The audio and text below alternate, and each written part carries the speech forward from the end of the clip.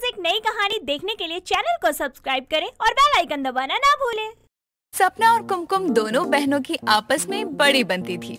सपना कुमकुम की बड़ी बहन थी। सपना कुमकुम से बहुत प्यार करती और दोनों अपनी चीजें एक दूसरे से बांटा करती। एक दिन दोनों के बीच में किसी बात को लेकर झगड़ा हो जाता है।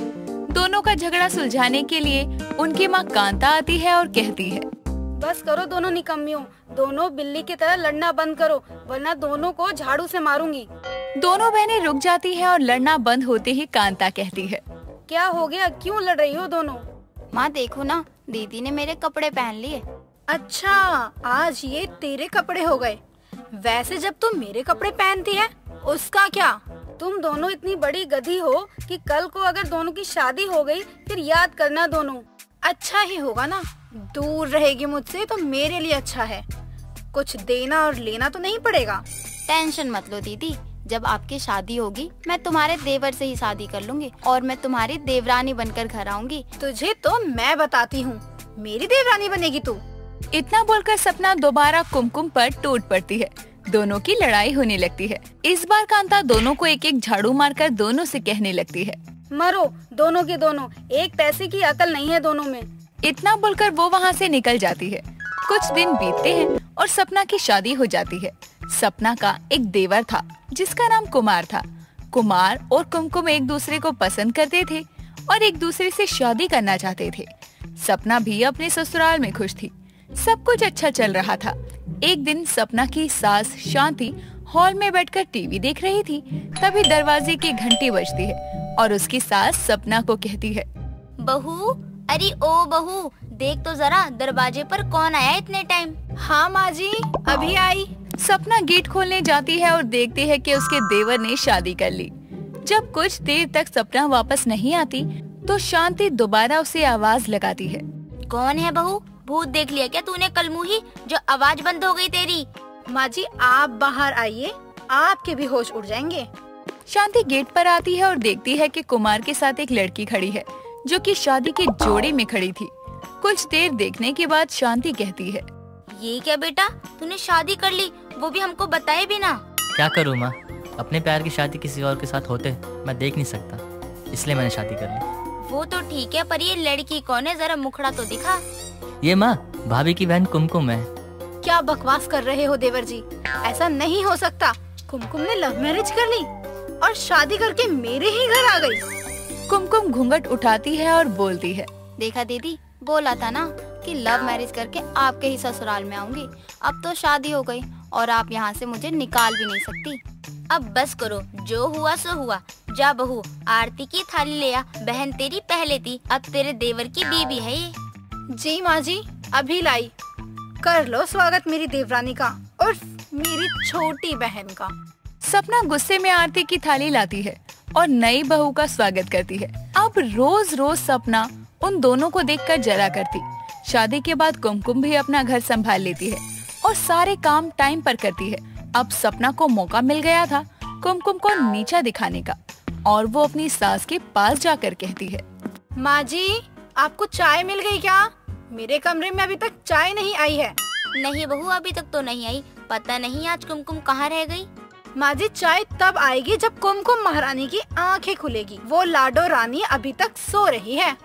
अच्छा, पर वो तो जल्दी उठ जाती है ना, लगता है आज उसकी तबीयत खराब है। एक काम कर, आज तू ही सारे काम कर ले घर के। मैं? माँ जी आप कुमकुम को क्यों नहीं बोलती हो?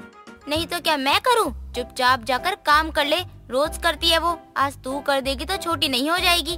वैसे भी कोई तेरी पराई तो नहीं है, तेरी बहन ही तो है वो। ठीक है माँ जी, पर रात को मैं एक काम नहीं करूँगी। सपना इतना बोलकर वहाँ से चली जाती है और घर के सारे काम करने लगती है। सपना काम करते करते खुद ही अपने आप में बातें करती है और कहती है, हे भगवान, किस चीज की सजा दे रहा है तू मुझे? एक तो पहले ही मेरी बहन को मेरी देवरानी बना दिया और अब जेठानी का भी हक और माँ जी के आगे इज्जत सब खत्म करते जा रहे हो। सपना बातें करते करते अपना सारा काम खत्म कर लेती है और अपने कमरे की तरफ जाने लगती है। वो कुमकुम के कमरे की तरफ से होकर गुजर रही थी और वो अपने पति से बात कर रही थी। कुमार की उस दिन ऑफिस की छुट्टी थी तो कुमार और कुमकुम दोनों बैठकर चाय पी रहे थे। वो ये सब देखती है और खुद से बात करते हुए कहती है, एक देवर जी हैं जो कुमकुम का कितना ख्याल रखते हैं, और एक मेरा पति जिसको बिल्कुल भी कदर नहीं है मेरी। ऑफिस से घर और घर से ऑफिस, वाह रे ऊपर वाले, तेरी लीला अपरंपार है। एक ही घर में दो बहनों को भेज दिया, कोई ऐश कर रही है तो कोई पति के आने का इंतजार। काश मैंने भी लव मैरिज की होती तो मेरी भी जिंदगी कुमकुम जैसी होती। खैर, अपने नसीब में तो मेरे पति का प्यार है ही नहीं। इतना बोलते बोलते सपना वहाँ से चली जाती है कि तभी कुमकुम उसे देख लेती है और आवाज लगा कर कहती है, दीदी आप यहाँ आओ ना, चाय पी लो। तू ही पी चाय, तेरी किस्मत में ही पति के साथ बैठकर चाय पीना लिखा है। मेरा पति तो बस काम काम करता रहता है और मैं उसका इंतजार करती हूँ। कोई बात नहीं, आप अपनी देवर और देवरानी के साथ चाय पी लो। हाँ भाभी, आओ ना, बैठकर बातें करते हैं। नहीं देवर जी, आप दोनों ही पीजिए, मुझे नहीं पीना। सपना इतना बोलकर वहाँ से चली जाती है और सपना को ऐसे मुंह बनाते देखकर कुमार कहता है, क्या हुआ भाभी, ऐसे क्यों बोल रही है? पहले तो वो ऐसा नहीं बोला करती थी। तुमने सुना नहीं, दीदी ने कहा कि मैं तो बस अपने पति का इंतजार कर रही हूँ। जब हम छोटे थे तो दीदी को लव मैरिज करना था, लेकिन घर वालों ने उनकी अरेंज मैरिज शादी करवा दी, और अब मैं लव मैरिज करके आई हूँ, जिस वजह से दीदी चिढ़ गई है। अच्छा, तो ये बात है। पर भैया भी क्या कर सकते हैं, वो जो भी करते हैं इनकी खुशी के लिए करते हैं, पर टाइम नहीं देते, ये तो अलग बात है। तो हम लोग जेठ जी से बात करके दीदी और जेठ जी को बाहर भेज देते हैं। कुछ वक्त वो दोनों साथ रहेंगे तो दीदी का मूड भी अच्छा हो जाएगा। चलो फिर तय रहा कि हम भैया और भाभी को एक लंबे टूर पे भेजेंगे। दोनों मिलकर पहले उन दोनों के लिए एक अच्छी सी जगह देखते हैं। फिर कुछ दिन बाद पुष्कर के साथ मिलकर वो घूमने जाने का प्लान बनाते हैं और पुष्कर कहता है, नहीं नहीं, मैं कहीं नहीं जा रहा, मुझे ऑफिस में बहुत काम है, मेरे पास इतना ना फालतू समय नहीं है। अरे भैया, आप ऑफिस का काम मुझ पे छोड़ दो, मैं संभालूंगा। आप भाभी के साथ कहीं बाहर घूमने जाओ और उनका मूड भी अच्छा होगा। हाँ जीजू, देखो अगर आप उनको बाहर ले जाओगे तो उनको अच्छा लगेगा, और क्या पता दीदी आप पर खिसियाना भी बंद कर दे। हाँ वैसे कह तो तुम सही रहे हो, बहुत दिन से उसे मैं कहीं लेके नहीं गया घूमने के लिए। ठीक है, फिर मैं अपनी पत्नी को लेकर कहीं घुमा के आता हूँ, और तुम ना काम संभाल लेना, ठीक है? ठीक है भैया, आपकी और भाभी की 2 दिन की बात की टिकट कर दी है, एंजॉय करना। सपना को बिना बताए तीनों ने प्लान बना लिया।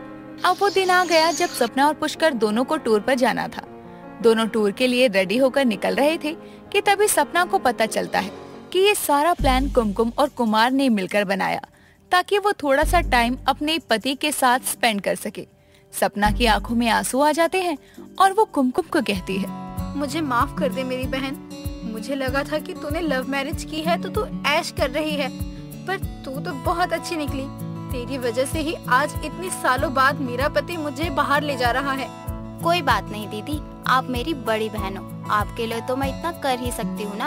आप भी तो मेरे लिए बचपन में बहुत कुछ करती थी, आज इतना मैंने कर दिया तो क्या हुआ, जाइए वरना फ्लाइट मिस हो जाएगी आपकी। दोनों बहनें आपस में गले मिलती हैं और दोनों कभी देवरानी जेठानी तो कभी सगी बहनों की तरह रहती हैं।